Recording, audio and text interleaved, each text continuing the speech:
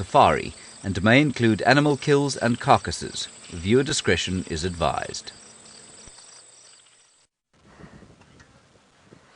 It's a very hot afternoon on this April Fool's Day. The eagles are soaring above us. And this is Safari Live. Ready.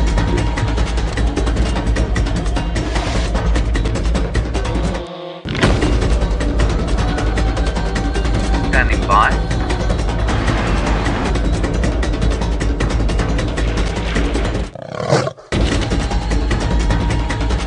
Five, 4, 3, 2, 1.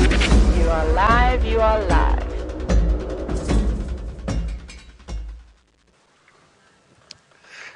Good afternoon, everybody. Welcome to Safari Live. My name is Byron, and on camera with me this afternoon is VM. And we have got Tristan on the other vehicle. You may have seen him in the pre-show drive. And then Tayla is walking. And, of course, Rebecca and Jerry in the final control this afternoon. It's about 31 degrees Celsius. That's about 87 degrees Fahrenheit. Very, very warm afternoon. And I am scouring the water holes. There's one in front of us at the moment. But, alas, there are no animals just yet. And I'm very curious as to why. I thought that because it's so hot and a lovely afternoon that we might get some buffalo or elephant wandering down to these water holes. So I'm going to check around at some of them.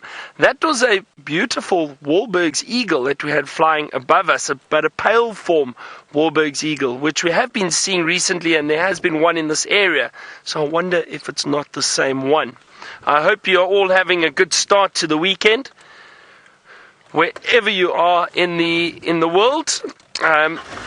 I'm going to continue and head towards another waterhole, but while I do that, let's head to Tayla, who's on foot, so she can say good afternoon. Hello everybody, and welcome to this afternoon's Sunset Safari. I hope you're excited as well. Myself, Tristan and Byron are this afternoon. We are hopefully going to find lots of different animals, but my name is Tayla, and on camera with me today is Ferg, and then we've got the mighty Rexon, who is out and about and as an extra pair of eyes and ears, keeping us nice and safe. Now, just behind us, of course, we've got our amazing wildebeest herd, just relaxing in the shade, and I think that's really what we're going to be doing today. It's exceptionally hot. It's one of the hotter days we've had in a while. Though there's a nice cool breeze coming through, but we're going to do as the animals do and try and keep cool. And one of the ways, of course, is standing in the shade. So we'll be walking from tree to tree, hopefully looking at all sorts of things. Now, something else that I wanted to chat to you about, and you're probably wondering why I'm holding this book in my hand, and it's a grass book. I thought we might as well, before the grasses disappear, try and collect as many species as we can this afternoon, and I will put them in a book and I'll press them and dry them and try and make a little collection for myself of the most common grasses in this area. So that's what one of the things we're going to be doing. So grasses is going to be a hot topic today, and you should be able to see just as we stand here. Look at this massive open clearing. Look how short the grass is in comparison to the stuff that's sort of growing a little bit further back. Or actually, we'll do here, and then Ferg, you can actually see how long the grass is down that side. That's a nice comparison. Look at the grass all growing over there. That's about knee height. Pretty amazing, the difference. Now, I have a question for all of you. Who is responsible for shortening the grass like this in this particular patch? You don't really see it all over. You can see it nice and long down that side, and then really, really short. And there's one specific animal that we've been seeing here almost every single day now for the last month, maybe 2 months. And if you want to send your answers through, take a wild guess. It doesn't matter if you're wrong. We're all here to learn. Maybe you have different ideas. We put them all together, and I'll tell you what I think has done this. But hashtag Safari Live with the answers to your question.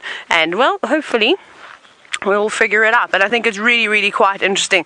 And of course, there's a number of different animals that cause something like this, but there's one specific one I'm looking for. But we're going to keep searching around here and start looking for some grasses. I'm going to send you across to Tristan now so he can greet you all too. Good afternoon, everybody, and welcome to our sunrise safari from myself, Tristan, and on camera today we've got Craig, aka Batman, and as you saw we were looking at a beautiful little pipit. So we have this small little bird that is sitting on a tree stump, and it is looking very regal on its little stump there, and it just enjoying the afternoon sunshine. And I'm surprised it's not very hot and doesn't have its beak open and practicing a bit of goulard flutter, which is when they kind of almost pant like a dog would to be able to release that excess heat. Now I think it is an African pipit. I will have to just check, but it's very, very plain on the chest area, so it's definitely not a bushveld pipit, and it's got quite a plain sort of back region. So definitely going to try and have a look through my book just now and make sure.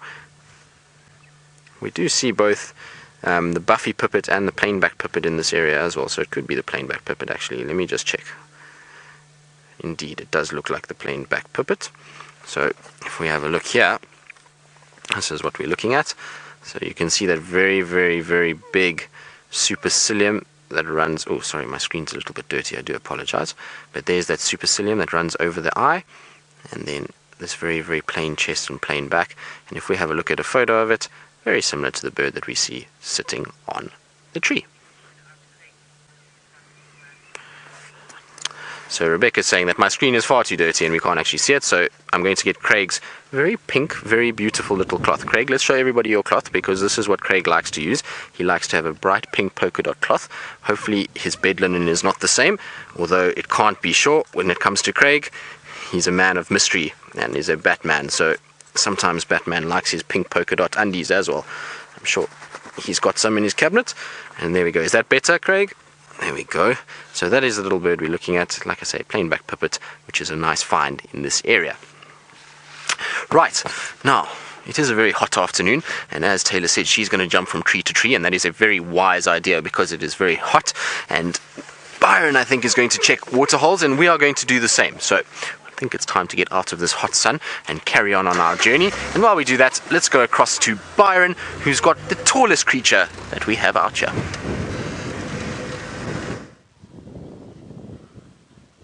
I do indeed, Tristan. I'm sitting in the hot sun though for now, but we've got some giraffe happily browsing away.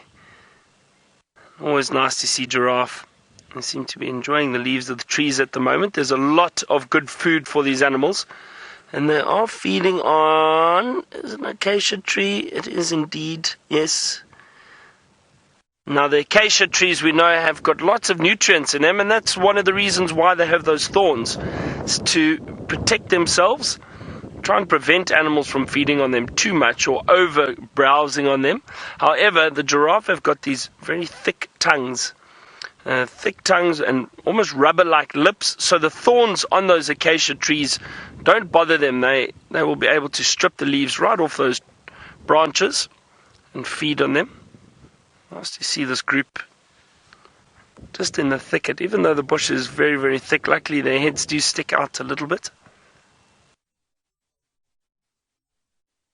And this looks like, it appears to be a group of females.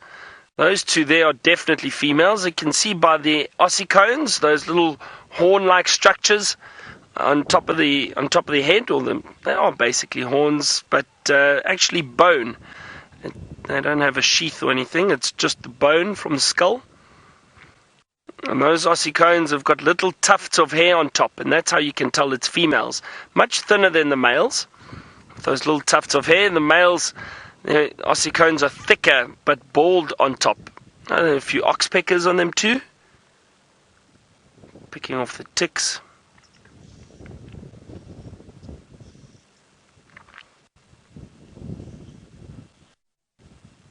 It's a lovely cool breeze at the moment, which is nice, thankfully. Otherwise I think we'd really be cooking in the sun.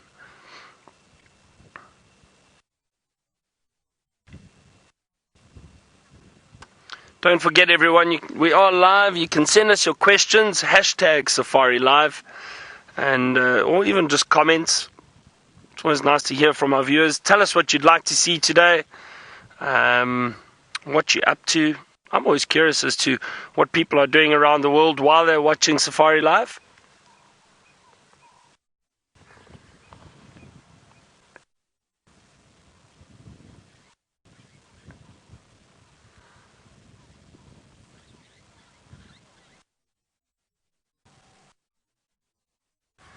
A very peaceful afternoon at the moment. Some Cape turtle doves calling in the distance. Some starlings I can hear, the oxpeckers. There are a few birds out, even though it is still very, very warm. There's always birds around. But I'm sure that when it starts getting cooler, we'll probably see a lot more bird activity or hear a lot more birds.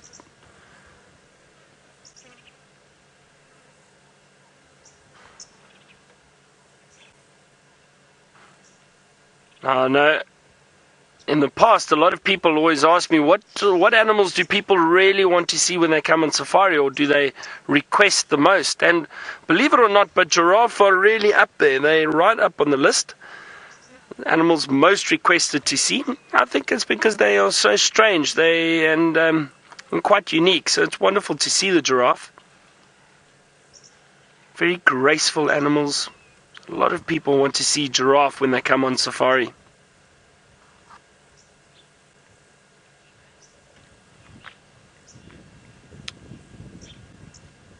Alright, now Tayla's walking around. I hope she's found some shade. Let's go and see what animals she's got around her though. Well, the wildebeest kind of ruined my plans this afternoon, so we're going to have to wait for this crossing to pass us by, because where those wildebeest have got their heads on the ground, that is actually where I wanted to go and walk and investigate around there. But it seems as though, like I just said, animals have the right of way, so we'll wait for the entire herd to move along to the next shady spot, and well, that relies on the pace at which the bull, which is leading the front of the herd, that will depend on how fast he gets there. But now, I believe a couple of you have had a good gamble and a good guess as to what you think was causing all that short grass over there. And you can see the wildebeest are definitely part of the, part of the responsibility of the grass disappearing. Now, apparently Jennifer, Harim, and many others, many more of you, so thank you for sending in your answers, have said that it was the McCurdy Herdie. If you have just started watching and you don't know who the McCurdy Herdie is, it is a group of zebra that frequent this area. Can we watch that bull as he's just kicking all the dust up? It's so beautiful, and they always do this. And I'll get back to the grasses now, and I'll tell you if it was or if it wasn't. But that's really interesting behavior from the wildebeest. So he's just marked his territory on a dwarfed marula tree, and then he must have a midden there, because he's not really dust bathing. He was really just stamping his feet in that midden, and he may have defecated around there too. My goodness, there's a giraffe that's just popped out. And in their feet, in their hooves, they've got pedal glands, so it's a way that they're scent marking. Now, I don't think we're going to be able to leave quarantine this afternoon, because a giraffe has just joined the show, and there were quite a few of them. There were about 8 of them this morning walking around here, so it's possibly a male that's tailing that all those lovely ladies that we saw. This is fantastic. There's so many different animals here. We can try and do an approach on the giraffe a little bit later. That's really wonderful. Okay, well, at least we know he's here. The wildebeest have now got all quite excited and are running around trying to catch up. The giraffe is moving closer. It's a standoff. Now we'll get back to what the cause was. Should we do that? Yes, let's do that very quickly. So let's start walking out here. Wildebeest, we're coming through. We're obviously not trying to hide away, but I want to go and investigate. And as we are walking, you'll notice that there's some massive sandy patches all on the ground, which is quite interesting. And it's just basically from the animals grazing right down to the roots. It's not their favorite thing to do, but you can definitely see how the grass has been cropped quite a bit over here. Now, most of the animals that we see coming to this area, zebra, wildebeest, warthogs, what else comes and eats the grass? Egyptian geese. There's so many different animals that are feeding around here. Impala, of course, elephants. There's one big culprit, and it's one of the reasons why they're persecuted by us as humans, and that is the warthogs. So for those of you that guessed McCurdy Herdie, definitely contributing to, well, eating up all of the grass. But in terms, for me, every single day, the only animal that I've seen every single day for the last few months has been a massive family of warthogs that have been feeding here. So what they do is, particularly in the farmlands, is they come through, and maybe it's just because I was down on the coast, the grazing was a little bit better in that area, whether it was because of all the farmers that lived in that area, and most of it was all pineapple fields, so the soils could have had added nutrients, because it wasn't actually a lot of grazing down in the Eastern Cape. They had to bring in food for a lot of the animals, and so perhaps that has contributed to the good type of grass that occurs here, but the animals will actually dig the roots right up and feed them. And the warthogs would make massive patches, like you can see there's sort of one developing over here. This is also the development of a Impala midden, but it becomes like dust, completely dust, and they will go into fields with the farmers and just completely devastate areas. You can imagine this, of course, upsets the farmer then persecutes the warthog, who's only just doing it what it knows to do, and just to eat, really. So it's quite sad, but let's carry on.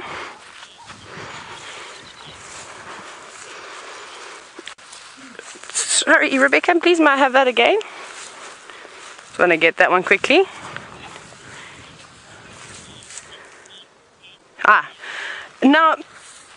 Now, James, you're wondering if I think that there are any grass species that seem scarce compared to this year. Yes, all of them. There was no grass last year. When I arrived in the Sabi Sand in 2015, there was not a blade of grass. Then a bit of buffalo grass started growing. A couple of other species, sort of some of the pioneer species, started pushing through, and that was it. And that's because of the lack of rain. Remember, we had that drought, which was the worst drought we've had in 100 years. So I've never seen tall grass like this before. Even down in the south, just as I left, the drought was not over. We hadn't had very much rain at all.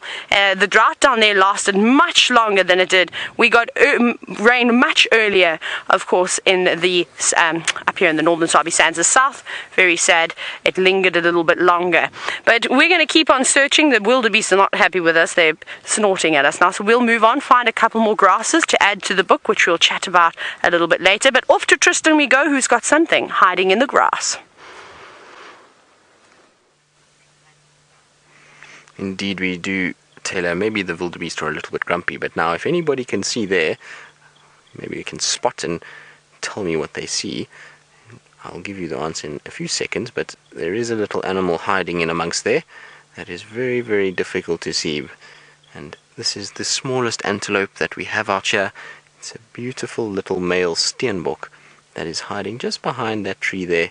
You can just see the little white of its tummy and its legs sticking out. Isn't that camouflage incredible? So it's where it's gotten its name from. Now, steen in Afrikaans refers to a rock or a stone, and it's how these guys camouflage. Often they just look like a stone because of that rounded back and their coloration, especially in rocky areas. Very difficult to actually pick them up and know who or what they are, and to be able to actually spot them. So really cool little animal, and I haven't seen one for a few days now, and definitely not one that's relaxed enough that we can actually put it on camera and sit still. I think it's so hot that it's just enjoying the shade, and it's got itself in a situation where it's very well hidden there that it knows that we're not going to be able to probably see it, and if we tried to get anywhere near it from here, it would be able to run away before we got there. Now, these little Steenbok are very, very cool. Now, they're one of my favorite antelopes for one of the strangest sort of behaviors that they have. You'll find in an area like this, Steenbok is a very, very small animal, so it doesn't occupy a huge space. It's not like Tingana or some of the lions that will move massive areas, or the elephants. The little Steenboks, they form a pair together, and they have a small area, and because of that small area, they urinate and defecate quite a bit, and in that area it would be difficult then for a predator for a predator to be able to find them using the scent from them urinating and defecating. And so what they do is they dig a little hole, and they then urinate and defecate in their hole, and then they cover it up with their hooves just to keep that sort of scent in the ground, and it makes it much harder for predators to find that scent.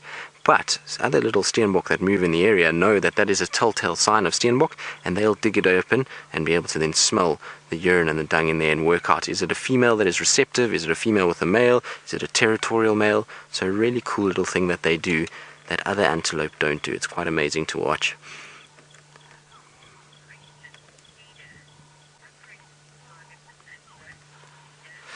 Cheetah, you're wondering what predators target this antelope.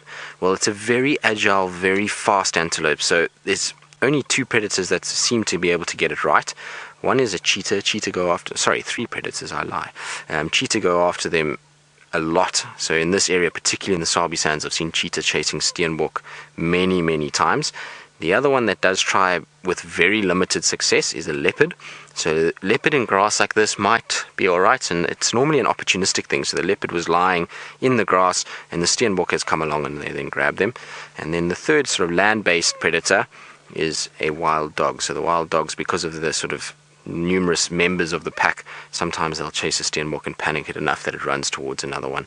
And so those are the three land-based predators. The only other two predators that they have, well, one is a reptile, which I suppose is also a land-based predator, which is a python. So pythons sometimes grab them. And the other one is a martial eagle. So I've seen martial eagles come down, and in fact I've actually seen a martial eagle kill a Steenbok on Chitwa. So it's one of their predators as well. So pretty incredible that an eagle is actually capable of taking an animal like that. So the martial eagle was amazing to watch. It was sort of swirling up in the top and circling, and we were busy watching the Steenbok and actually didn't notice the martial eagle at all. And then all of a sudden the this sort of sound came, and this swooping noise of wind rushing over wings, and this bird came flying down and used its talons and hit this little Steenbok, unfortunately right in the middle of the back, and the whole back just broke, and that was the end of it. And it then carried it up into a big marula just off the road and started feeding off it, which was really quite amazing. So it was an incredible thing to witness, and to see this sort of impact of that martial eagle was unbelievable. We were very lucky to see that little Steenbok. So nice that it was relaxed enough to sit in the shade and let us view it. Like I say, generally with them what happens is they kind of just bound away and off they go, and you really only see the tail end for a second. So to be able to actually spend a little bit of time and get them on camera was very nice. Quite chuffed with that.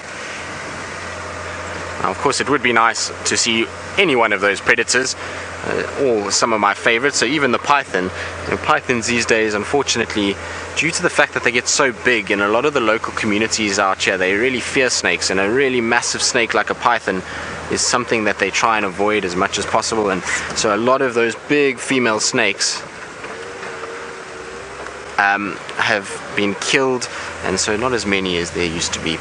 Right, we're going to carry on and see what else we can find. And while we do that, let's go across to Tayla and see if she's managed to calm her wildebeest down now that they're in the presence of a large, tall animal.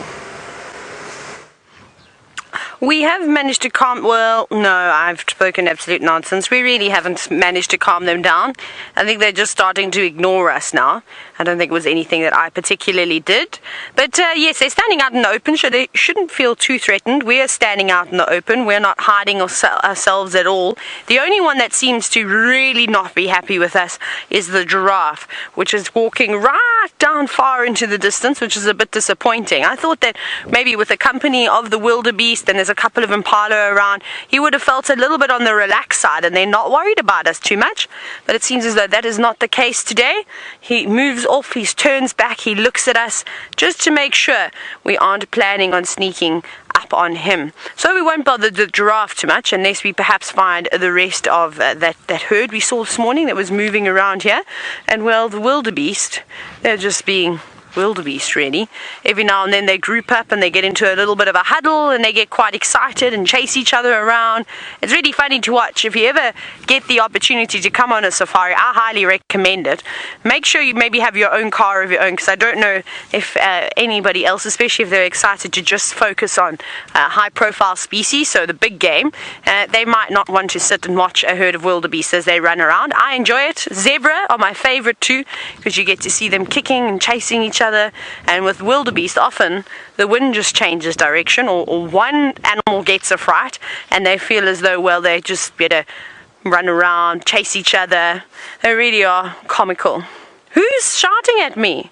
What did I do to you guys? I'm not even trying to hide. I'm just relaxing. There's one female that's not happy with us at all.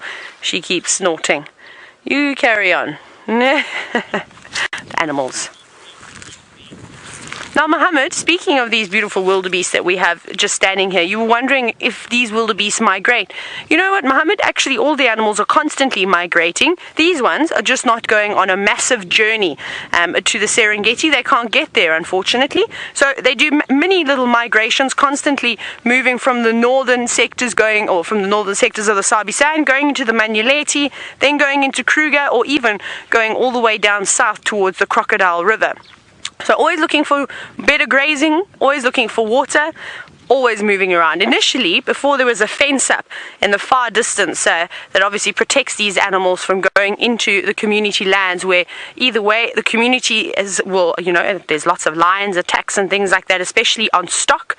So that's one of the reasons why the fence has been put up.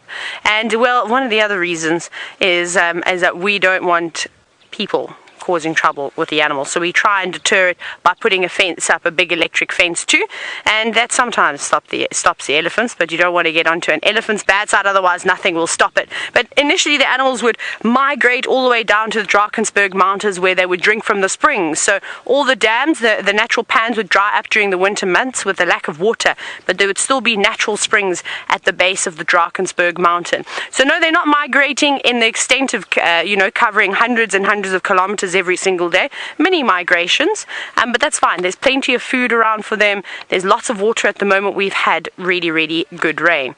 But it's not just the wildebeest. The zebra do it too. The elephants are always constantly moving. All the animals are always looking for everything. Now, Rebecca, you're wondering what grasses I have in my book. I'm not telling you all yet. I'm still building up a nice collection so that we can go through them. I have got 1, 2, 3, 4, 5 species so far. Some are bottle brush grass. I've got some buffalo grass. I've got sticky love grass and herringbone grass, but there's just a couple, and I'm not going to tell you all about them just yet. We'll keep collecting. We'll see how many we can get, and then when we get to a point where we've got 10, if we get 10 grass species in the next hour or so, I'll be quite happy, and then we'll start to go through them. But there are so many different species, and we won't just look for grass here, because wherever you go, you'll find different types of soil, and in that particular area, a certain type of grass might prefer to grow there. So this is quite sandy around here, so you do see a lot of pioneer species growing about. And our wildebeest have now gone. Wonderful. Okay, I think then we need to start moving towards the dam. So what we'll do now is we're going to head down towards either WildEarthTV dam, we might go towards Chele Pan, haven't decided yet, and try and find some grasses that grow near the water. But I'm going to send you back across to Tristan now, and we'll see what he's got on offer this afternoon. Well, Tayla, I would look out if you're going towards Chelapan for some jungle rice, which is a nice grass to have. There's quite a bit of it there. I saw it the other day, so that's a nice one to add to your collection. There might be a few flay grasses. I don't know if you're collecting any sedges, but there'll be some sedges around. So it'll be a good place to look. Now, I'm just driving around, checking all the water holes, just seeing if anything is around, and also seeing if there's any sign of our naughty little cubs, Shongile and Hosana, which seem to be avoiding us at the present moment. So I'm coming to check all their favorite little mud wallows, checking all the shady areas that they like to occupy. So far no sign, but we see we do have a hitchhiker on our dashboard here, so I'm going to stop in the shade so we can have a look at him. I suppose we're not really in the shade, but let's stop and have a look at him. But you can see on my dashboard I have a little shield bug. There we go. So he's busy catching a ride. You can see why they get the name shield bug. They've got this kind of sort of broad back to them that is quite hard, and then the wings that come down along the side, and then those long antennae. So very, very cool little insects. The unfortunate part about them is they secrete a very foul smell, and so they smell pretty bad, so touching them is not the best idea. So I think we shall leave him to carry on spending time on our bonnet, and he can ride along with us. Maybe he's just enjoying the scenery as we go on game drive this afternoon.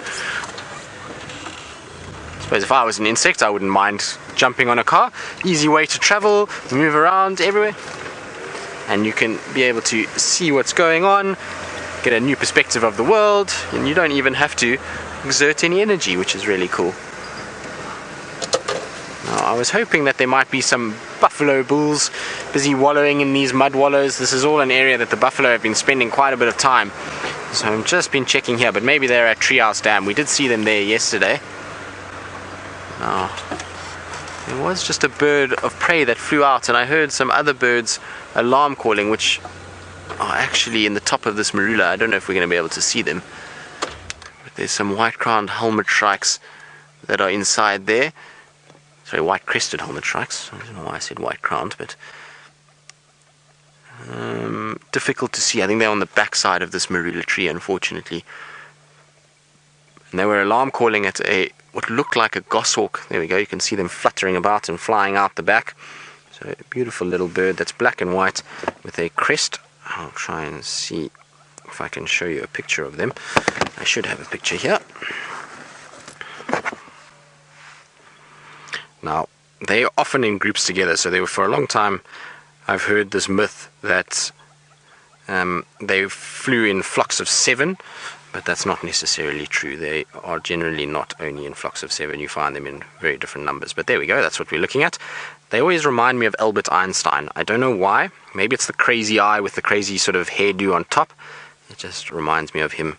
It's always how I recognize them and remember them. They look a little bit mad, don't they? I wonder if they're as intelligent as Albert. We'll give them that. Since they're not the most pretty bird we have out here, we'll just say that they're very intelligent and that they look like Albert Einstein and they act like Albert Einstein, although I have seen more intelligent birds too. Right, so we're going to carry on. Like I say, we're going to check all our water holes, look for any signs of these cubs, and while we do that, I believe Byron has found his favorite animal, so he should be smiling from ear to ear. I am indeed smiling, Tristan, and what a lovely sighting. This herd of elephant. Well, our plans worked so far. We said we're going to come down to these water holes and have a look around, and it's worked out beautifully. There's a herd of elephant feeding on the green vegetation around these water holes. There's some water here that they've been drinking, splashing on themselves. Oh, this is really, really great. It's mostly the females with the youngsters. Oh, I see there's some mud that's been thrown around.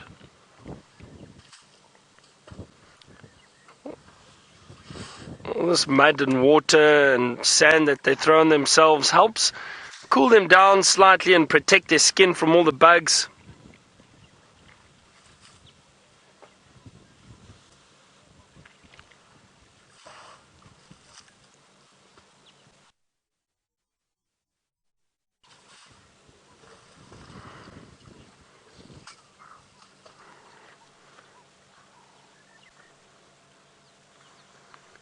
Really lovely to just sit and watch them.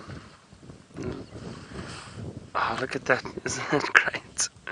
Covered in mud. That's a beautiful, beautiful picture.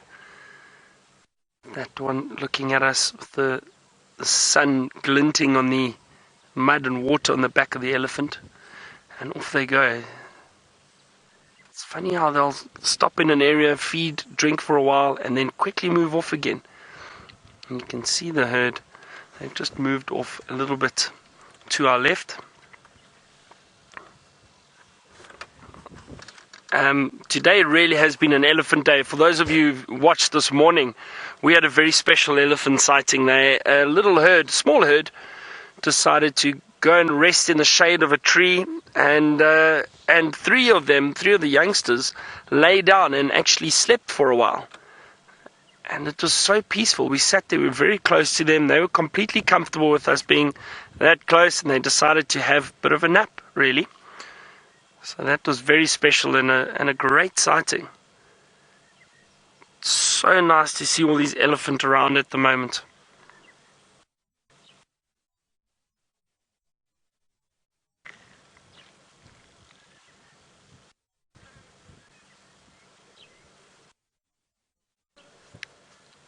So Cedar Point, as you saw with the mud being flung on their back and the sand occasionally, and we've seen it many times before. The reason for that is to cool themselves down, protect their skin. They do get some insects that sit on them at times, so all that mud and sand usually gets the insects off of the elephant and protects their skin a little bit from the sun, but does help cool them down a bit. All that water and mud you can imagine in the cool breeze, definitely help cool them down.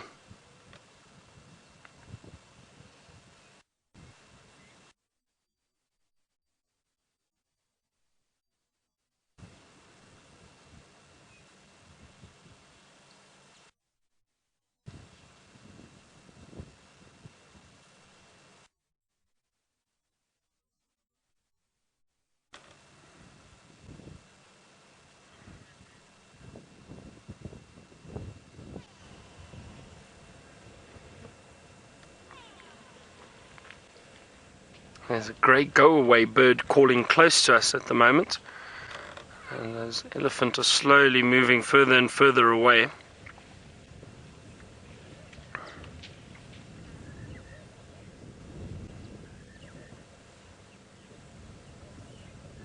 can see them flapping their ears. That also helps cool them down.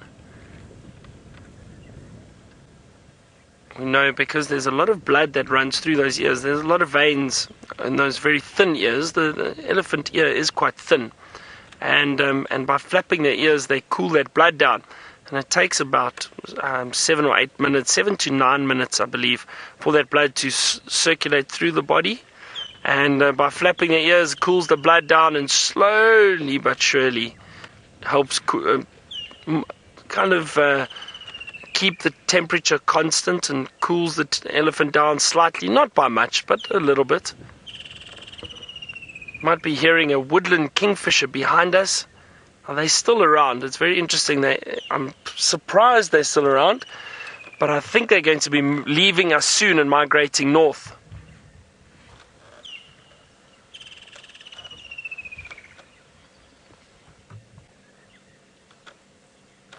Dina, that's a good question. I don't know much about the Asian elephants and how efficient their ears are at cooling them down. I mean, the temperatures are quite different here compared to there, and I think also they get a lot more rainfall up in those areas where you get the Asian elephants, so maybe that helps cool them down a lot more than the ears do. I don't think they would be nearly as efficient as the African elephants, African elephant ears. Definitely not. I mean, purely just judging by the size. Big ears, much better for cooling blood, and a lot more blood at that. So I don't think they're very efficient or as efficient. I don't know if they really use them as much in the same way. I'm sure they would, but probably not as efficient.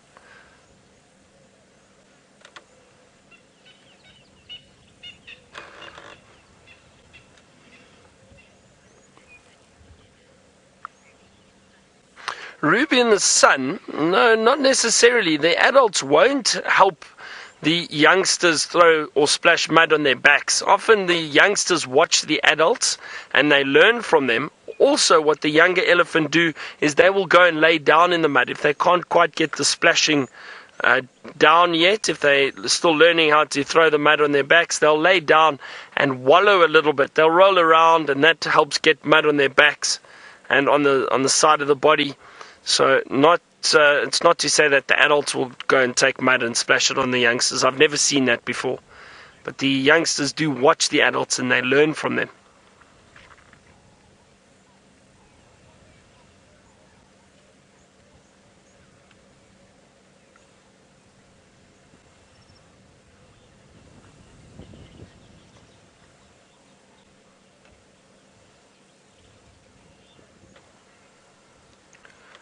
Alicia, good afternoon. You wanted to know how old the oldest elephant in this herd is. Now, there was a female that walked past us that appeared to be the matriarch. She looked like she was the oldest, and she's probably about 35 to 40 years old. It's difficult to gauge the age of elephants, with females usually, but once the really big females, I mean, the elephants do generally grow throughout their lifetime, but I think probably around 35, 40 years old, more or less. And she had some nice tusks, a bit of indentation on the skull. That's also a good sign of age. You see it especially in the big elephant bulls. The older they get, you start seeing these very deep indentations on their forehead. But you can see it at times on the females too. So I would say somewhere around there, but it's hard to say. It's hard to say. I think those elephants are starting to move off now. And I think I may do the same. I'm going to head towards Cheetah Plains.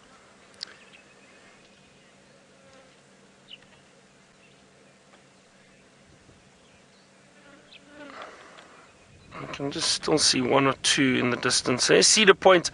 You wanted to know, do the elephants control the movement of the tails? Yes, 100% they do. And the reason I say that is because if an elephant is or feels threatened, it will stiffen the tail. Often it will raise the tail and stiffen it. It's a sign that it's not happy and possibly aggressive or startled. So that is definitely a sign that they control the movement of the tail, depending on the movement, on the mood that they are in. I mean, at the moment they're probably flicking their tails to try and keep flies off of them. Yeah, the grey go-away bird again in the distance.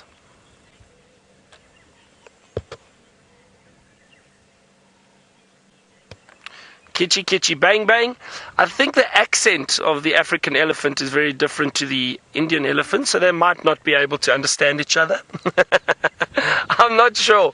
You asked, do they understand one another, or would they be able to understand one another? I don't know. I mean, we know the elephant communicates on these wavelengths, the sound wavelengths and vibrations and vocalizations that sometimes we don't pick up. I mean, I don't know. I can't answer that. Interesting question, though. Anyway, I'm going to continue and head towards Cheetah Plains. Let's head back to Tayla and see what she's managed to find on her walk. So we've got some Impala just in the distance. Now I'm going to sneeze. Excuse me. I've now scared all of the Impala away after doing that. But there was such a nice variety of antelope, and I apologize for chasing them. There was Impala, a couple of Inyala bulls, as well as a few waterbug bulls and a few females with their calves as well, which was really quite nice. And that's really nice at this time of the year as well. We're starting to see all the waterbuck with their teeny tiny babies, as well as the kudu, which was really nice. Next up is going to be the buffalo, and I think baby buffalo are absolutely adorable. But let's carry on walking. Let's start heading up towards these Impala again. There was a squirrel alarming earlier, so they could be a little bit on edge at the moment. It was from a Wahlberg's eagle that took off and flew over a tree, and that is the reason why I think they're a bit startled now. So it's just a combination of everything. Right, so I've started collecting, no, I didn't lose it. I've started collecting a couple of grasses, so I will go through one now and we'll slowly do the rest.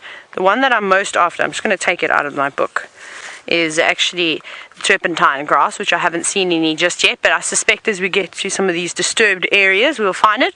This is couch grass over here. It's really quite lovely. There's many different types of grass that look like it. You can often get confused as the way that the inflorescence sort of points in. Finger grass, common finger grass, looks quite similar, and also crow's foot can look quite similar, but we only get the giant's crow's foot out here, which completely dwarfs this one, and also this part of the plant is a lot thicker, but it is already flowered. You can see there's just little bits of pollen coming off the flowers, and a lot of the plants, if you start to look at them, all the seeds have actually been damaged and pecked off by birds. I've seen warthogs eating them. There are many different animals at the moment feeding on the grass seeds. Some not so palatable anymore as they're starting to get older, but couch grass is actually a really good grass to have around. You see it growing almost everywhere, and usually in high sort of salt areas you'll see them starting to pop up. And I know this grass quite well because we used to have it in our garden at home. My dad loves couch grass for lawn, kukui and couch grass. And if you grow it properly and you water it enough and you keep mowing it, so this plant enjoys being stimulated, so being grazed, it forms a lovely thick lush lawn. It doesn't mind growing in a little bit in the shade. It likes the sun too. It's actually a very hardy grass and really good to have around if you've got horses or if you've got cows or sheep and goats, anything like that, because it can sustain being overgrazed and it just keeps getting better and better. Obviously, as most grasses go, the older the grass gets, the less tasty they become, so they start to become unpalatable. But if you, like I said, if you're constantly mowing this particular grass, or if you've got animals to come through and do the mowing for you, it'll be perfect. It's really good. Now, that's not the only thing about this plant, is that the fact that it's really nice to have in your garden, or if you've got animals. And it also contains a chemical, called cyanodin. Pretty cool, eh? And that toxin, I don't know why I keep saying toxin. I was reading poisonous plants today, and every second word in my poisonous plants book was toxin. Now that word is stuck in my head. I'm meaning to say chemical. And they use it for a number of different things. So from being down in the Eastern Cape and where I started, the Xhosas, the local people and the local language that is spoken down in the Eastern Cape of South Africa, they actually use that substance from this plant for quite a bit. They will make a lotion out of this piece of grass, and they'll use it to try and soothe any sores and any swellings on their bodies, which is quite nice. They also make an antacid because of the alkalinity of this chemical. It's quite nice. I think they mix it with bicarb of soda, if I'm not mistaken. Now, don't quote me on the mixture. I don't know how many parts of grass are you supposed to use with the bicarb, but if you put all those together, you can actually take it as an antacid too, which is quite nice. I know many people, especially with the foods that we eat today, are so rich, and it's not too great, of course. Now, Janet, you're wondering if with hay, is it just dried grass? What's wrong with mine? I must need a sip of water or something. Perhaps I'm a little bit dehydrated. And so I'm not sure. Well, I never used to feed my horses hay. We used to use specific types of grasses. So we used to use oat hay, which is a specific type of grass. We used to use teff, and then, of course, lucerne. So hay could be anything. It could just be, it could exactly a big... what are those big balls that they roll up with the grasses? You always see them in arid areas. Do you know? Can you believe I can't remember the word bale today? I'm on an absolute roll. My brain must know I'm going on holiday soon. I just always have to say it. So thanks, Ferg, for that. So a bale, you see those massive bales? That could be anything. You might find that it's one particular grass that's dominating a field, and then the farmers obviously need to mow. They'll go through with tractors, gather all the bits of grass up, make a big bale, let it dry for a bit, and then maybe they sell it as a mixed grass teff or something along those lines. So I don't know exactly. It depends on what type of hay or roughage you are feeding. Your horse will, of course, determine what you use. Some you don't want to give your horses too much lucerne. I know I had very hot horses, or most of my horses were quite hot, so they bounced around a bit. And then I had one warm blood who needed a bit of energy every now and then, so he used to get some extra slices of lucerne. That always seems to rile the horses up, especially if it's nice and green. That was quite nice. Otherwise, the others know they just got oat and now Rebecca's wondering what a hot horse is. Rebecca, it's one that bounces around quite a lot and is not calm. Like me, I would be a hot horse. I'd be one that would buck and couldn't walk, just would be trotting and jogging on the spot all the time, that type of thing. So just with not even a feisty personality, just full of beans all the time, can't stay settled. So I seem to have lots of horses like that, particularly the thoroughbreds. Our Impala have now doing a little spin to see if there's anybody around us. They've all completely gone. I think I've obviously scared them away now. Sorry, Impala, for sneezing. I won't do that again. We're going to keep marching on towards Cheetah. Now we're looking for a specific animal, and Tristan has managed to find it.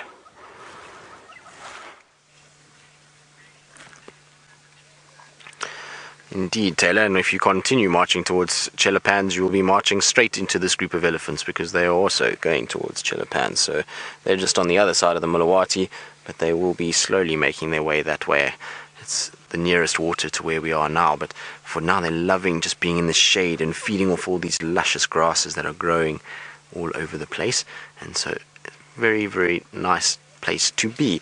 And once they get down into the Mulawati, they're going to love it even more, because lots of big shady trees down there, and it's nice and cool in that riverbed, as well as the fact that they can dig for water. So the Mulawati still got quite a lot of seepage happening, and lots of water that is bubbling up from the underside of the soil.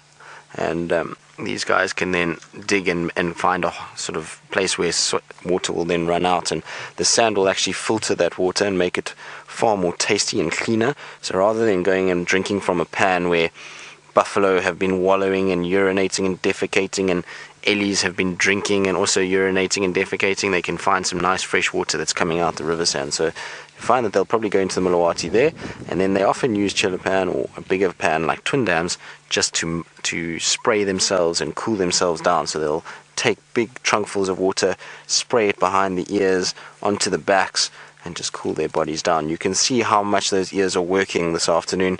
Lots and lots of flapping, just trying to cool that body down as much as possible. you can imagine being a big, large grey object. There is lots of sun that is baking down on these Ellies, and it really does affect them, so they use these ears very effectively. Now, hopefully when you see the ear going forward, you'll see the rich network of veins that help with this cooling system. Naturally, you're wondering what trees and plants Ellies like in the winter. Well, they will utilize quite a few trees, so knobthorns, which is this beautiful example we have here, where most of the Ellies are actually underneath them. So this big tree, I don't even think we'll be able to fit it in frame, but there it is. That is the beautiful big knobthorn that we have. So they'll target those. Basically, they'll strip off long sheets of bark off a tree like that and feed off those long sheets, and so that's a prime target. It also flowers in the winter, so a knobthorn flowers in July, August, so they'll feed off those flowers. And then they'll dig up lots of roots and tubers, so the tubers from bush willows, you'll find them even digging up some of the sedge tubers. I'm trying to think what else. Mapani pomegranates, I've seen them dig up those roots.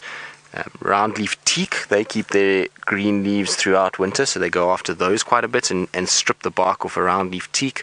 So quite a few different plants that they'll utilize, but a lot of bulbs and tubers and root systems that they then pull up, because when a plant goes through a winter stage, generally what they do is they try and store all of their nutrients and water in the roots, so it's actually the best place that Ellies can find food, as well as moisture.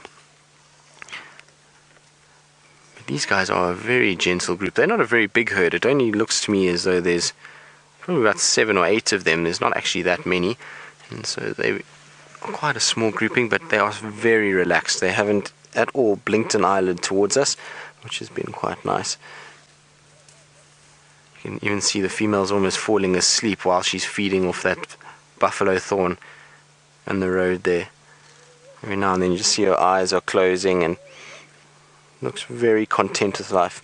Now you notice that there is some sort of liquid coming out between the eyes and the ears, so that is a secretion out of the temporal gland, and it will mean one of two things. So it's basically an expression of emotion. So generally if they're very stressed, you see that leaking quite a bit, or when they are very content. So in this case it would be probably content, because if it was stressed, there's no ways we would be sitting and talking at the distance that we are, and this elephant would be so happy feeding. So when they're happily feeding in the shade like that, they often start to secrete, and you see this sort of liquid coming out. Now if it was a male, it would be a little bit different, because the males, they secrete when they come into a condition called must, and that's when when they come into that is when they have a heightened level of testosterone, and that's ultimately when they can be a little bit more aggressive, so have to heed that warning. But isn't this amazing? They're going to come right past us. So we've just pulled off the road, and it looks like they're going to just come along the road gently past our vehicle, which is absolutely amazing. Isn't this incredible? Hello, girl. What a relaxed old lady. Very nice. And here comes one of the little ones. Hello. Holly and Linda, you want to know what age elephants stop breeding? Well, in this particular area, given that most of our elephants only live to about 55 years old, they would probably stop breeding already at about, I would say, their late 40s. So they can still breed into their 40s, and I've even heard of elephants in parts of the world, so up in Botswana and even in East Africa, that were breeding into their 50s. So I would imagine that in this area it's mostly late 40s that they'll have their last calf, because generally most of them only live to between sort of 55 and 60 years old, so that's when they have their last one. But in parts of East Africa and Botswana, as old as 50, 52, that area. So it's quite an old age to have their young ones. It's pretty incredible how quickly they go through this process. So at 12 years old, they're already breeding, and then they're going to breed all the way through until 50, which is pretty insane. So they'll produce quite a number of little ones in that time period. Now, I can't really move at this stage because I've got elephants all around me. We've got one that's starting to come around. So as soon as this big female moves, then I'll be able to move and show you the elephants instead of having to look at my ugly mug for a while longer. I'm just trying to see if I can maybe go forward and just re-angle us. I just don't want to scare her off. I think we'll just sit tighter and watch them and wait for her to move. She looks very placid though, and she's found herself a new buffalo thorn that she's feeding off. And the buffalo thorns, elephants actually like to eat them.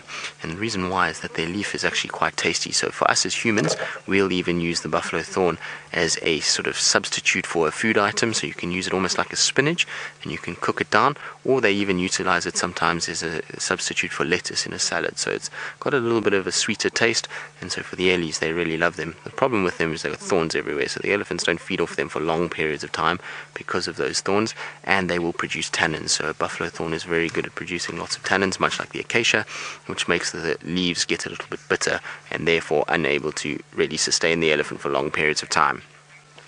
Right, we're going to sit with our Ellies for a little bit longer, and hopefully they'll move a little bit so I can get out of the conundrum that I'm in and where we are stuck. And while we do that, let's go across to Byron, who's on Cheetah Plains, and see if he's got any signs of quarantine.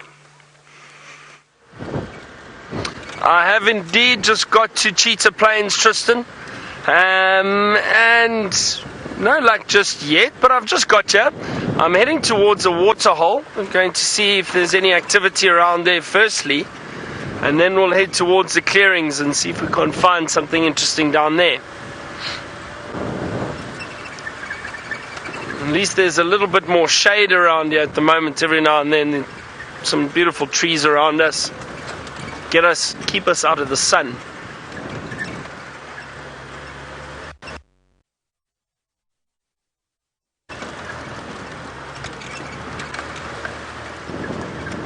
A lot of doves around, flying past us. Now I'm scanning the trees at the moment because it's been very, and I'm hoping that a leopard has decided to go and lay in the branches of perhaps a marula or any tree, although as we've seen, a lot of the leopards at the moment just go and crawl under a bush somewhere and hide in the shade there. It's probably nice and cool, but there is a bit of a breeze this afternoon, so I'm hoping they've decided, or one or two have decided, that they might climb up into a tree, rest and enjoy that cool breeze. So scanning the trees very carefully, and I'm making sure that VM does too. Don't forget VM.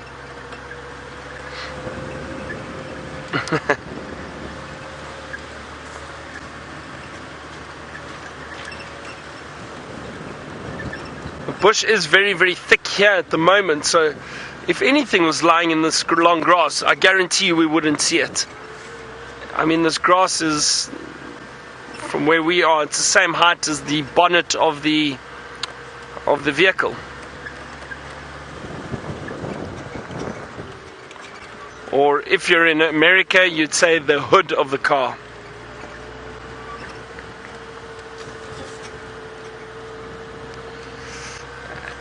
Annabella, 12 years old. Hello, how are you? You asked if we got sequoia trees, sequoia or sequoia trees. We don't have either of those. Yeah, we don't have those big sequoia trees that you get in the States. Okay, there we go, Rebecca. I thought so. Sequoia, no. So we don't have sequoia trees out here, unfortunately. I've heard they are amazing to see, though. Very, very big trees. We do get big trees out here, and one of the very well-known trees that we do see in Africa, in certain parts of Africa, is the baobab. Now, the baobab tree gets very, very big. Not nearly as tall as a sequoia tree, but they get huge, very, very wide. Some of them, it takes 10 to 15 men with their arms stretched out to try and just get around it, even more in certain areas. They get very sequoia trees in Africa. Now let's have a look. I'm approaching a waterhole. Let's see if we have any luck with finding something here. I'm going to look in the shade of the trees. Maybe there's a leopard close by. Maybe there's some buffalo around. Maybe there's some elephant. Maybe there's nothing. It doesn't look like we have any luck at the moment. unfortunately, but that's okay. Still got other water holes to check.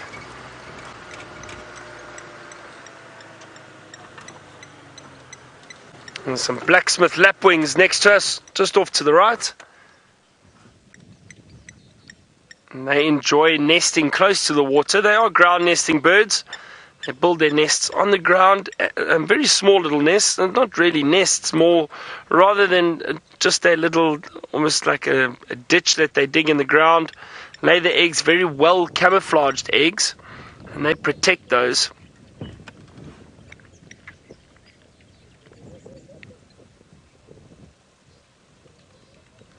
That's interesting. That looks like a young one. See the plumage starting to change slightly. So with them nesting on the ground, I mean, it's amazing how they protect their nest. They'll make a noise if anything walks close to the nests or the eggs. They'll make a loud noise and basically stand their ground and chirp and shriek at any animals that get close. Occasionally they dive bomb them to chase them away. I've seen them do it a few times with elephant and buffalo. It's amazing to see.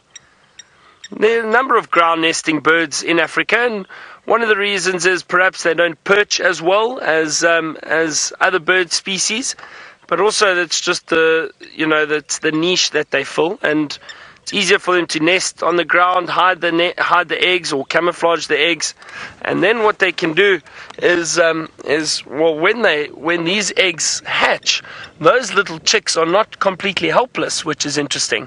They can move around and stick with the adults from a very, very young age, well, very soon after they hatched, whereas a lot of birds that nest in trees and in other nests, they are basically helpless.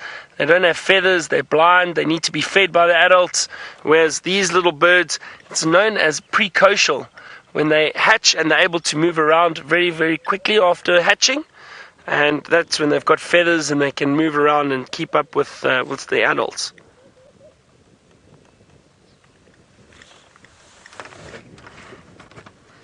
Alright, let's carry on and see what else we can find. Seems quiet here for the moment, other than the blacksmith lapwings.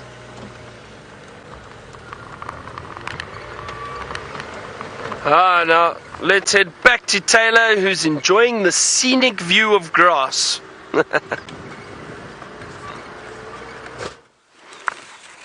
We do indeed have a scenic view of grass. How pretty is that shot? It's one of the first times I think that you could ever think that feather top chloris is this beautiful.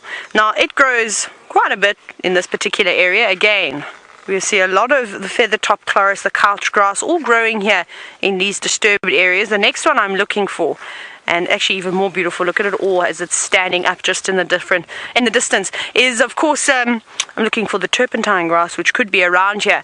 Now again, this is a lovely grass for animals to eat, the feather top chloris. Not only is it pretty under the microscope, but of course it is quite palatable and many different nutrients. The only problem is this is not a very long living grass. After it sort of flowers, it starts to dry out and then it dies, but it doesn't completely die. But you can imagine when it starts to get dry, it's not very nice to eat, so the animals will tend to leave it alone. But instead of like an annual grass completely dying after it has flowered, it transports most of its nutrients to the roots below the surface of the earth and in waiting for the next rain. So that's why it's one of the first grasses that you see. A little bit of water gets through those roots, kickstarts the growing process, and it starts to push through the grass, through the ground, which is really cool. So we see a lot of it. It can flower twice. It's only got about a 2-year lifespan or so. So that's what's so amazing about the perennial grasses is as soon as there isn't any water, they flower, they try and pollinate as quick as they can, spread their seeds, and then they go down into the ground, they go dormant. Whereas a lot of the other grasses, and at this time of the year we'll start to see all the annual grasses taking over. Now, Ryan, you're wondering if we get any invasive grass species in this area. Not necessarily invasive, but we've got lots of encroaching species which take over massive areas. So, for instance, one of the worst ones is, I'm just watching, forgot your that's the thorn tree you almost got yourself hooked on, and I know it's not fun being hooked in a buffalo thorn. It's never fun at all. So, thatching grass is actually a big problem.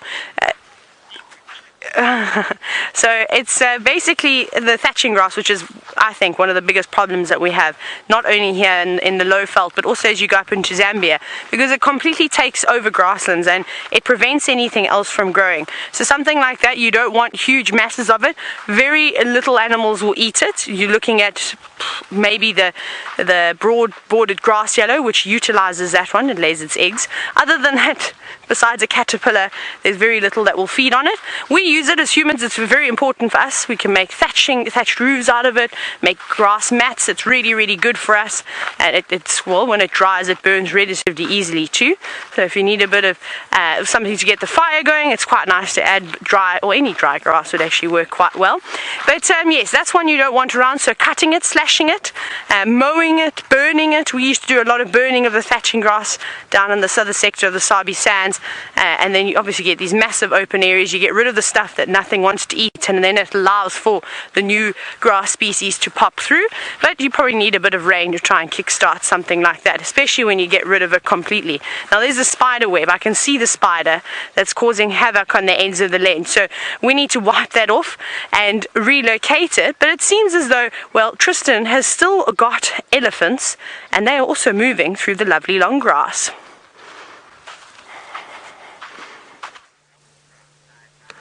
Well, not such long grass, but they are moving through it. But they are so relaxed, this herd. It's almost like they're on this sort of slow Saturday afternoon stroll through the African bush, and they're just loving picking up big swathes of grass as they go. They've been very chilled.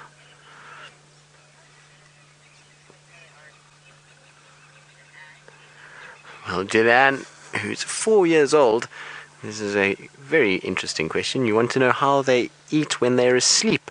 Well, Julian, they don't eat when they're asleep. Sometimes while they're eating, they start to slowly fall asleep because they're tired of walking all day. But when they are actually asleep and they're sleeping, then they don't eat. It's like us. We will never be able to eat while we're sleeping unless we're sleepwalking.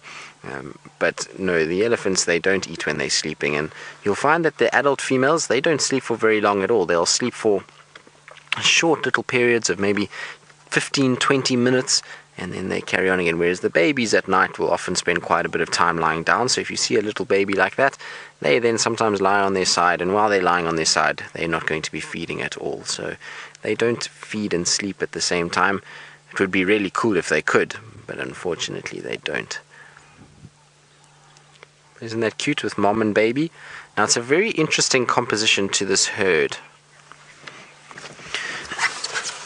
So, Brahm, you're wondering about how much vegetation an adult elephant will eat per day. It depends if we're talking about male or female, but in terms of actual sort of how we work it out is that they generally eat a percentage of their body weight. So in the summer months, they normally eat between 4 and 6% of their body weight, and in the winter and extreme conditions like last year in the drought, they'll eat more than 6 to 8% of their body weight. So that will be able to then work out how much they actually feed on. But theoretically, a big adult male elephant, if he's weighing 6 tons, is eating close to 350 kilograms of food a day, which is crazy.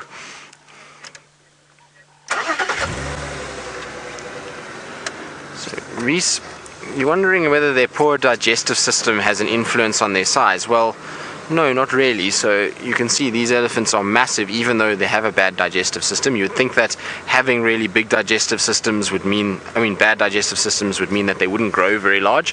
But the thing is that what they lack in the ability to digest, they make up for in the amount of food that they eat. So even though these elephants are only digesting 40% of what's actually going in, they're eating so much more to make up for that 60% that they're losing. So if you compare them to something like a giraffe, and this is so giraffe I know is not nearly as big as an elephant, but it's still a large animal. A giraffe on a daily basis will be eating, a big male will eat probably only around 35 kilograms of food, whereas a big male elephant is, as we just said, is eating 350 kilograms. So it's 10 times as much food, even though they don't weigh 10 times the weight. So it's just that they eat more and therefore they can get the nutrients to be able to sustain such a large body. What does influence their size is areas that they are in. So if they are in an area where there's food that is very nutrient rich, then you'll find that the elephants might be a bit larger, and also it will influence their tusk size. So you find in the northern parts of the Kruger, the male elephants there get much larger tusks than the males that we see here. And if you go up into East Africa, into Savo and Amboseli, you find that the elephants there, their tusks are also much longer, maybe not as thick as the ones down here, but much longer tusked elephants there. So that's where nutrients will play a role, and that's all to do with the environment that they inhabit. Sort of the lack of food and the lack of digestion really doesn't play too much of a role, because they just eat more when they feel hungry. So they still grow and they still get big and healthy, even with that poor digestive system. Now I see there's some more Ellies actually coming from the left here. So there's another big female that's about to cross the road in front of us, and they are slowly but surely going down towards the riverbed. So I just want to see if they're going to go down to the Mulawati and start digging for water, because it's such an interesting thing to dig for water. And Rebecca's just reminded me that she asked me a question while I was talking about the composition of this herd and why it's interesting. And the reason why I say it's interesting is because the composition of this herd is one really big adult female, prior to the fact that I've now seen another adult female on our left hand side. Well, I think it's an adult female. I'm just going to come past. She looks like she's dust bathing here, so it could be a young bull. Yes, it is a young male. So he's got a floppy ear as well. Look at that. His cartilage in his left ear is not working very well, and so that ear is just broken over. It will stay like that, unfortunately. It's not going to ever rectify itself. But generally you would find in herds multiple big females, but in this herd we've only got this really one large female, and it looks like her oldest daughter and then the calves from each of those two females. So it's almost just a one sort of tight-knit family group, and then this young bull that is following behind them. Now he does probably want to come down the road, so I'm just going to let's see if he's going to go into the bush. No, he's going to go into the bush, so we're okay. I was going to just make some space for him and be a gentleman, but he's kindly moved off for us and is going to come right out in front of us. Now it's going to be interesting to see what the reaction is of this female with her little ones, because as the little ones are moving around, often the females can get a little bit funny about these males approaching from behind, and you might hear a little bit of vocalizing, a little bit of grumbling, and it'll be quite interesting just to watch that whole sort of dynamic as they come together. Now it's interesting because this male is listening to me speak and he's pretending to feed, but he's not. So Tayla earlier was talking about displacement behavior, and I think, this morning she was talking about it, and this is what they do. Sometimes they'll pretend and lure you into a situation where they will be feeding and you think that they've calmed right down, but actually they're sitting listening very, very carefully and watching you and just seeing what you're up to. So I'm going to try just go forward so you can see what I'm talking about, because it's a bit thick in there for Craig. So you see he's breaking mouthfuls of grass, but he's actually not feeding on them. He keeps just dropping them out his mouth. Now it's quite difficult to see because of how thick it is. Don't be naughty now, don't hide. Let me try a little bit further forward. Sorry, Craig, I'm just going to try and get a little bit further forward for you. There we go. Alright, so you see how his trunk is kind of moving, but it's not really actually doing anything. It's a bit aimless at this point. And once he's happy that we're not a threat, then he'll start to actually feed properly. Now what is incredible is what he's doing there is he's busy wrapping his trunk across a thorn tree that is absolutely horrific for us as people. If I had to put my hand into that thorn tree, I would come out with blood pouring all over me because of the sharp thorns that are on it. It's called a buffalo thorn, but you can see with his thick skin on his trunk, he's able just to wrap big chunks of it and break it off and then shove it into that mouth with that hard palate and those big teeth that just grind all those thorns down, and it actually doesn't hurt him in the slightest, which is quite incredible. Now this male is not a very old male. He's probably, I would say, in his late teens, early 20s, so he's still growing, and he would have been recently evicted from a herd. And when I say recently, when we talk about elephant terms, recently is within the sort of last 5 years or so, because they're such long-lived animals, their sort of life pattern, we have to quantify things a little bit differently. But when I say recently, within the last 5 years, he's probably been pushed out of a herd. Generally, they'll be pushed out between 12 and 15 years old, and then they've got to fend for themselves, and he'll still be craving some sort of company. At this age, he's not big enough and strong enough to dominate a herd, so he's going to be just looking for company, and that's why he'll be following these Ellies around. Now, see, Morris, you're wondering how large is a typical herd? Well, it depends in the area that you're in. Here in the Sabi Sands, typical herd size would be anywhere between 10 and 30 individuals. So normally that's about the size that we get. Sometimes we'll get mega herds, which will be upward of 80, 90. So please excuse our gentleman on the left-hand side there. He's just past his wind. So sometimes we'll get up to 90, 100, which is very, very seldom. And then if you go up into parts of Botswana, so onto the Chobe River, their herds of 100 are quite common. You see them quite often. Then if you go up into sort of parts of East Africa and where we're going in the Mara, it'll be quite similar to here. So herds of sort of 20, 30 individuals together, and sometimes larger groups at times. But it's very seldom that the groups get very big there. They tend to be a lot more spread out and much smaller herds together because of the availability of food.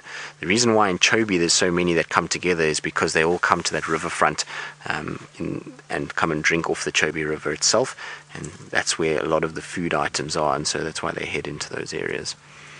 But now he's resting his backside on this tree, which he's going to break if he rests any further.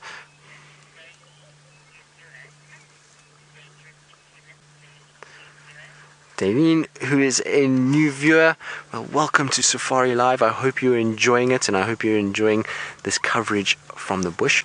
Now, Davine, if you don't know who we are, my name is Tristan, and on camera today we've got Craig, aka the Batman, and we are busy with these elephants. And you're asking, are these elephants dangerous to us as people? Well, yes, indeed, they can be very dangerous, so we have to be very careful around them and watch their behavior and watch how they are behaving and moving, and look at the ears and see if the ears are out, if they've got a raised head and they're posturing towards us, if they stop feeding. These are all signs that this elephant is going to start getting angry with us.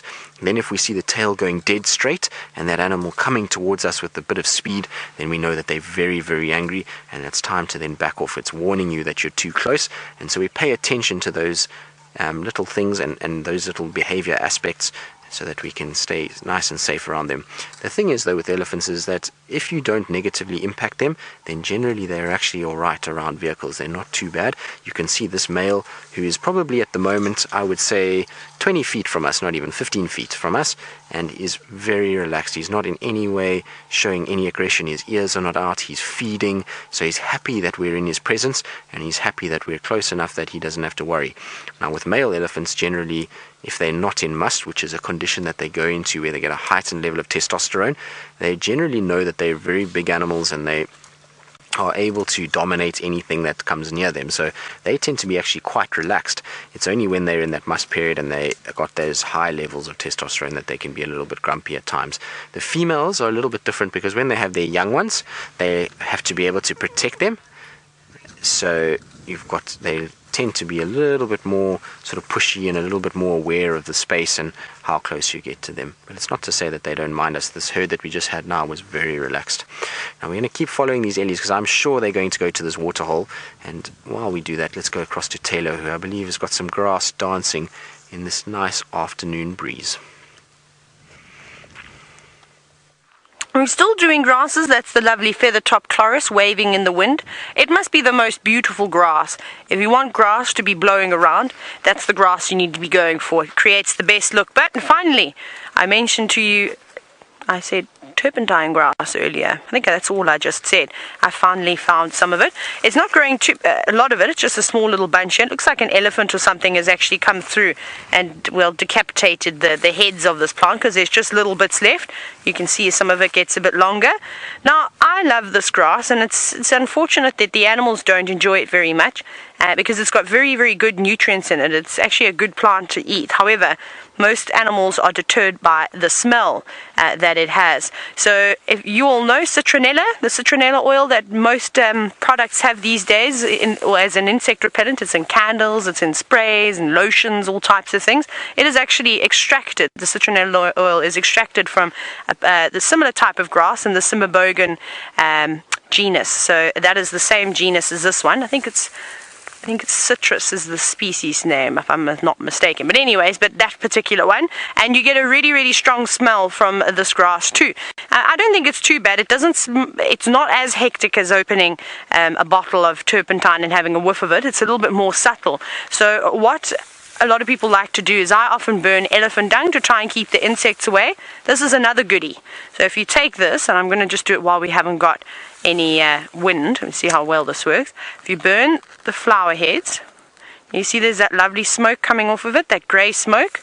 Now typically what you would do is that you would burn something like this over coals. So you would take a whole lot of flower heads, you bunch them together, and then I'm going to stand this way to act as a bit of a shelter from the wind. And then they would burn and smolder very, very slowly.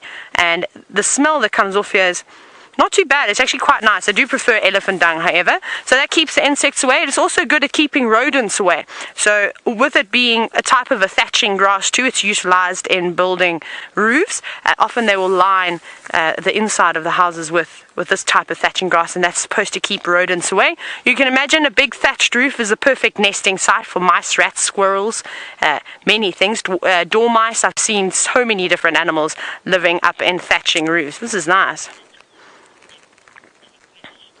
Now, Lewis, you're wondering if the thatching grass that we get here is the same that you get in England. I'm not actually certain.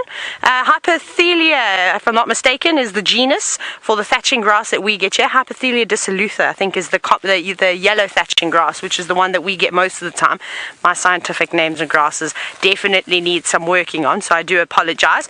But I think it is that. So have a look. Maybe you can help me out. I've only got South African grasses, but perhaps you can have a look for me and see if they're in the same genus, Hypothelia. We can check it just now. I don't actually have any thatching grass just yet, but we should find some when we head back towards quarantine. There is so much of that lovely thatching grass, and I actually hope that we get there in time for sunset, because it will be quite beautiful, I think, to end our way in there. So there we go. Hashtag Safari Live if you know if the thatching grass we get here in South Africa is the same as, of course, the thatching grass you get in the UK. It'll be nice and quite interesting to know. I may have to pencil that into my book so I remember for next time. So Byron has, of course, been bumbling about on Cheetah Plains, and it seems to have been, as I pull the grass seed out off of my tongue, and it seems to have been a little bit quiet up there, but he's put in the hard work. He hasn't let anything get him down, and he's finally found his first animal. Gin and tonics.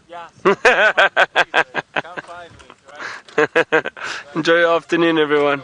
Bye-bye. Cheers, Andrew.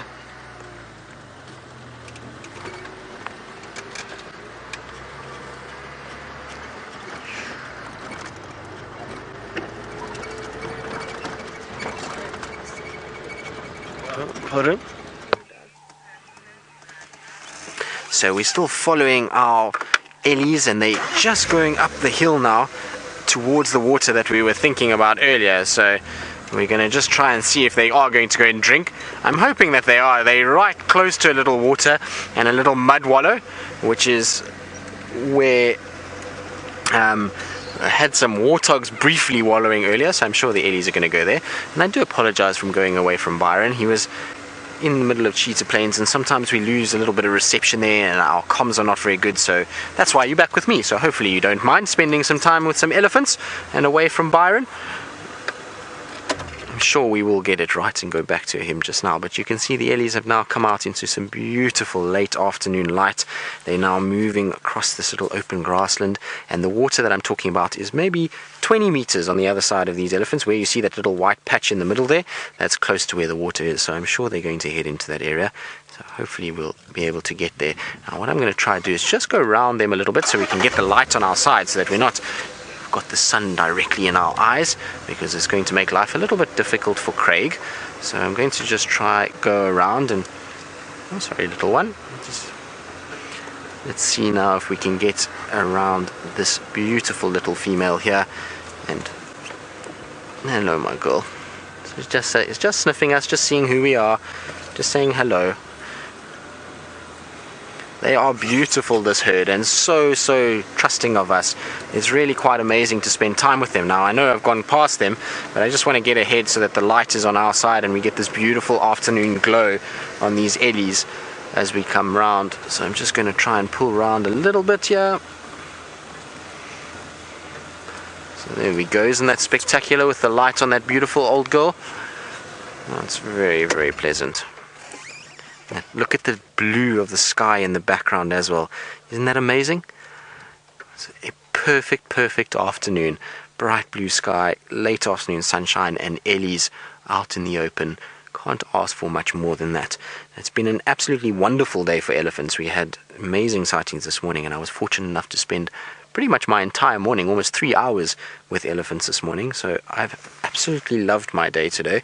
I'm always happy when I can spend time with large groupings of Ellies and where there's bulls and young ones. It just makes such a nice time of it all, and it really does make me happy to spend time with them. Of course, I would love to see leopards, but a close second is these elephants. So really cool that they have been around and have been spending so much time on Djuma in the last few weeks. Look at that. Now you see she's holding her ears out, so she's not posturing, she's just using the wind to cool down her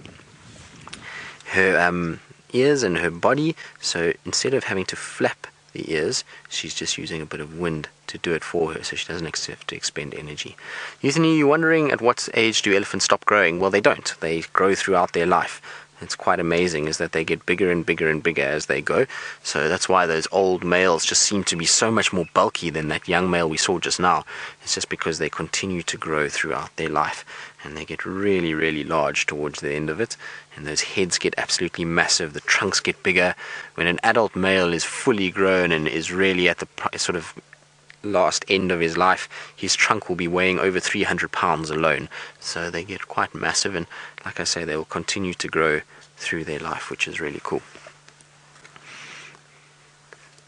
But now she's being a bit shy, she's hiding at this stage. I would have thought that they would have come to the water quicker. Generally when elephants see or smell water, then they start to move to it quite quickly, but these guys are in no rush whatsoever. They're very slowly feeding their way, and I wonder if they actually are going to drink here. It might be that this little wallow is just too small for them, so it's just behind us over here, and it's not very big at all, and you can see it just in that area there. It's just a small little depression of water, so maybe not enough to sustain this herd, and they might then carry on down towards Twin Dams, because Twin Dams is actually not too far from here, so that's where they could end up heading. But hopefully they'll come to this little waterhole and do a little bit of mud wallowing and bathing. So I'm just going to take us back slightly.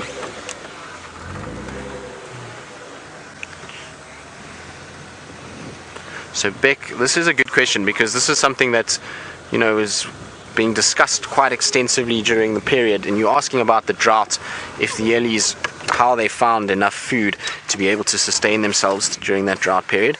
And basically, with an elephant, of all the animals, the intelligence that they have and the ability to be able to utilize that trunk, those tusks and those feet to find food, means that they can get to food that a lot of other animals can't get to. So whether it be actually being able to reach plants that others can't, or being able to dig. And so during the drought, these guys dug a lot. So you would have seen during the drought that this area was completely barren. It looked like there was no vegetation. Now you look at it and you see there's grass everywhere. So underneath the ground would have been lots of tubers and roots of varying types of plants that would have been around that they would have been able to utilize. So they dug quite a bit.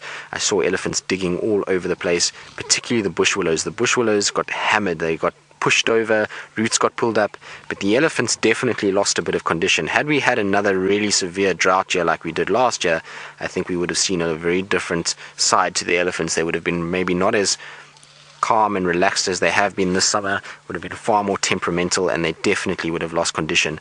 I was starting to see elephants in around October that you could actually start seeing their hips and their spine. Now, if you look at a normal elephant, it's very uncommon that you'll find any sort of sign of the hips. I'm hoping this female will come out. Generally, it's very rounded around the hips, and you don't see too much sign of that bone structure. So when you start to see that, you know an elephant is in poor condition. And we were starting to see it quite regularly during that drought period. So you can see there, it's very rounded at the back, no sign of those hips protruding at all. So they did suffer as well, and they managed just to keep eating and finding food by just eating anything that there was around. They also would have traveled much bigger distances than what they're doing at the moment. Now they can move around in this area for days and find food, whereas during the drought they would have had to travel all across this sort of length and breadth of the Kruger to find enough food to sustain themselves. So it was a tough time for them, but they managed. And like I say, it's only due to the fact that they're able to use those feet and those tusks and that trunk to be able to get to food that otherwise other animals would really struggle to get to. So they did very, very well, and they were able to find what they needed, which is really cool. Now, slowly but surely, she's edging towards this water, so I'm hoping that she's going to go. And while she is, I just want to try and position ourselves that if she does, that we get a really nice view of her. Also, I can't see a thing when I look at the camera because the sun is directly into my eyes at a very horrible angle, so I'm going to try and put ourselves in a place where there's a tree. Alright, so we're going to reposition ourselves and try and see if I can find a place where I don't blind myself. And while we do that, let's go across to Tayla, who I believe has found something much smaller and very, very delicate. We do indeed have something much smaller and very delicate. We have got a nest, and I can only imagine that it is from a laughing dove, because they seem to be the ones that are doing all the courtship at the moment and building nests, and I have found a couple of nests with laughing doves on them. So there's just 2 little eggs in there from what I can see. That's it in there, hey Ferg, nothing else, just 2 beautiful white eggs positioned on a very poorly constructed platform nest, as you could see there. It's not the greatest, it's not the strongest, not quite a platform nest like a vulture makes. They really do put in the effort, but I suppose when you're the size of a laughing dove, you only don't weigh very much, so you don't need much support. But these birds are absolutely incredible. They can, I was actually reading the other day, and they say that they are, of course, they can lay many eggs throughout the entire year, and particularly in this area, there's a little sort of breeding boost, I suppose you could call it, happening right now, starting in April, and it will end in a month's time. So that's probably why we're seeing them all meeting up. But now Rebecca's shouting at me. She says, I need to reintroduce myself because I've forgotten for the last 3 or 4 segments now. So let me just remember what my name is again. My name is Tayla, and on camera with me again today is Ferg, and of course Rex is moving around. Rebecca says that I should have said that I'm the mother of the McCurdy Hurdy. Rebecca, if I had to have given to birth to all of those zebras, there'd be something very wrong with me. So I'm glad I'm not the real mother of the McCurdy Hurdy. I've just sort of adopted the zebra herd. But yeah, so I'm really interested. I'm actually going to put a marker on the road here as to where this nest is, and hopefully we can watch it develop. But it's really fascinating watching birds build nests. If you've ever had the privilege of sitting and watching them do that, often they build their nests right outside people's windows, which is a great way to observe. But in the case of the laughing dove, it is the males that go off and collect the various materials, and the female will wait in a tree to her selected spot as to where she wants to build the nest, and then she starts adding all the material and bending it about the leaves and shaping the nest to her breast. And it can take them a couple of days to build, just a few days. And then eventually she will, of course, lay her eggs. And the chicks will hatch. Most of them survive anywhere between 1 and 4 eggs, but I think 2 is probably common with the doves. That's normally what I've been seeing, either 2 or 3. I haven't ever seen any more. And eventually once they hatch, they of course are born completely naked, eyes closed. They depend entirely on their parents to bring them food, and they eventually start to develop, and they will fledge at about between, I'd say, 20, 35 days or so, give or take. Sometimes you're a little bit of a late bloomer, you can't be helping that. So yeah, but let's not hang around this nest for too much longer in case mom and dad are standing around going, we'd like to go back. And Elaine, you're actually wondering, where are the parents? Well, Elaine, I think that they could maybe be watching us going, I wish these people would move away so that we could get to, of course, incubating the chicks, and it's the female that sits on the nest, so maybe she's probably quite angry. Who knows, the next minute we might get bopped on the head by a laughing dove. That'll be an entirely new experience for me. So, well, let's hope, and for you as well, Ferg. Absolutely. You do not want to be bopped on the head by a laughing dove. We won't be laughing then. No, we won't be laughing then. Ha ha ha ha! Very funny, subtle with the jokes. We might have to get a joke of the day from Ferg this afternoon. What do you think? I think that no, one more. You have to think harder. Ferg is now saying no, that was his only joke that he has. We'll get another one out of him. So yeah, so that's really cool. I made a little mark on the sand with my foot, so hopefully I'll remember. This is where Tingana has been walking. Come check here. So this is obviously what Tingana was doing last night, was walking around. Where was he? He wasn't seen last night. We just had him in the morning.